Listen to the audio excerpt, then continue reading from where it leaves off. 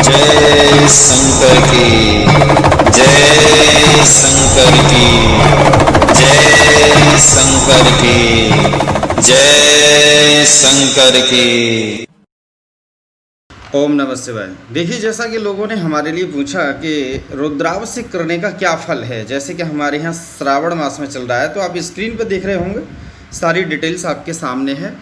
किसी भी कामना ग्रह शांति के लिए रुद्राभिषेक किया जाता है, जो इस प्रकार है। प्रत्येक मास की तिथियों में जब शिव निवास गौरी पार्श्व में कैलाश पर्वत पर या नंदी की सवारी या ज्ञान बेला में होता है, तो रुद्राभिषेक करने से सुख समृद्धि, परिवार में आनंद, मंगल, अभीष्ट सिद्धि की प्राप्ति होती है। आगे है, परंतु शिववास शमशान सभा अथवा क्रीड़ा में हो तो उन तिथियों में शिवार्जन करने से महाविपत्ति, संतान कष्ट, पीड़ादायक होता है।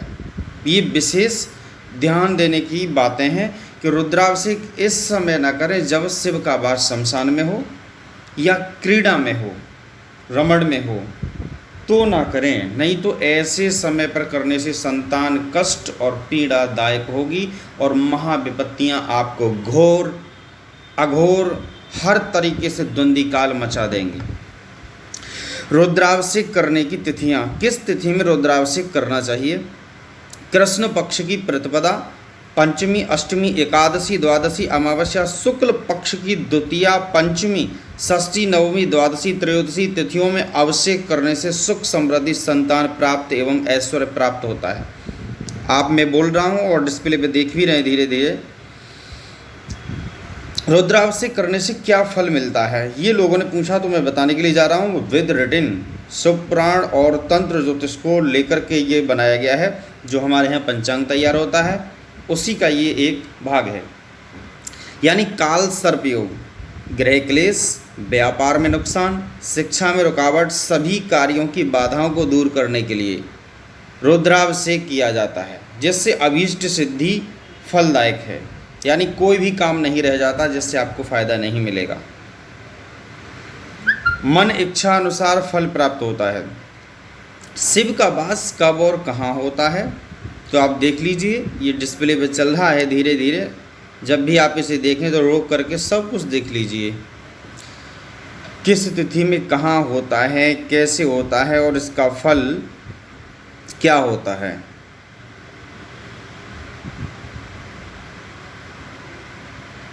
ठीक है, सारा विस्तार से ये मैंने आप लोगों के लिए दे दिया है, जिससे आपको कोई भी प्रॉब्लम ना हो।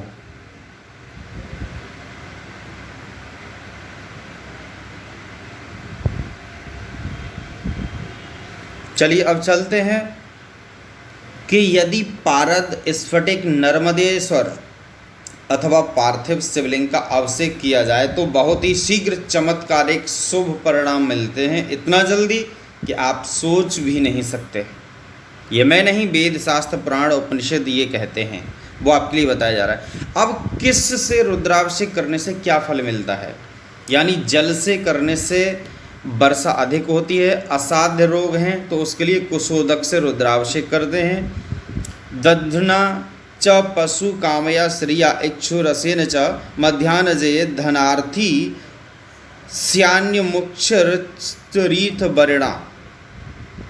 कहने का मतलब, इससे बढ़िया सरलतम कोई भी उपाय नहीं है जो तत्काल आपको फल दे। सिर्फ यही एक उपाय है जो श्रवण मास में करने से तत्काल फल देता है। आप भवन, कोठी, बंगला, वाहन का सुख चाहते हैं तो दही से रुद्राभिषेक कराइए किसी भी ब्राह्मण से। लक्ष्मी प्राप्ति के लिए गन्ने के रस से कराइए। धन वृद्धि के लिए शहद और घी से अभिषेक करें। तीर्थ के जल से अभिषेक करने से मोक्ष की प्राप्ति होती है। जो लोग पुत्र की कामना रखते हैं, पुत्र चाहिए, वो दूध से संतान उत्पन्न होकर मृत पैदा हो जाती है तो वो गौ दूध से करें। यानी जो पुत्र प्राप्त चाहते हैं वो दूध से अभिषेक करें। और जिनकी संतान पैदा होने के बाद मर जाती है या मिसकैरेज हो जाता है, वो गाय के दूध से रुद्राभिषेक करें। रुद्राभिषेक से योग्य तथा विद्वान संतान की प्राप्ति होती है। और जिनको बुखार ज्वर की समस्या है वो शीतल जल या गंगा जल से रुद्राभिषेक करें। सहस्त्र नाम मंत्रों का उच्चारण करते हुए घृत की धारा से रुद्राभिषेक करने से वंश का विस्तार होता है, यानी आपका कुल परिवार बढ़ता रहता है। प्रमेह रोग की शांति के लिए दुग्धाभिषेक से हो जाते हैं, यानी किसी को प्रमेह रोग है तो वो दूध से रुद्राभिषेक करने से सब ठीक हो जाता है। शक्कर मिले दूध से अभिषेक करने से जड़ बुद्धि वाला भी विद्वान हो जाता है। सरसों के तेल से रुद्राभिषेक करने से दुश्मन हमेशा हमेशा को खत्म हो जाते हैं, आपके गुलाम भी बनते हैं, ये शिव पुराण कहता है। शहद के द्वारा रुद्राभिषेक करने पर यक्षमा तपेदिक दूर हो जाती है। पातकों को नष्ट करने की कामना होने पर भी शहद से रुद्राभिषेक करें। गौ दुग्ध से यानी गाय के दूध से तथा शुद्ध घी द्वारा अभिषेक करने से आरोग्यता प्राप्त होती है। पुत्र की कामना करने वाले व्यक्ति शक्कर मिश्रित जल से अभिषेक करें, फिर देखिए कैसे रिजल्ट आपको मिलते हैं। लेकिन हाँ, हमारे यहाँ जो रुद्राभिषेक हो रहे हैं, जो 1 से लेकर 17 तक जो चीज़ हैं, ये सारी चीज़ें मिश्रित करके हो रहे हैं, आपको ये सारे फल प्राप्त होते हैं, वो भी बहुत कम चार्ज में। तो बिल्कुल भी पीछे न रहिएगा। और हमारे यहाँ सबसे बड़ा कार्यक्रम रुद्राभिषेक का सावन के लास्ट सोमवार को होगा। ओम नमः शिवाय।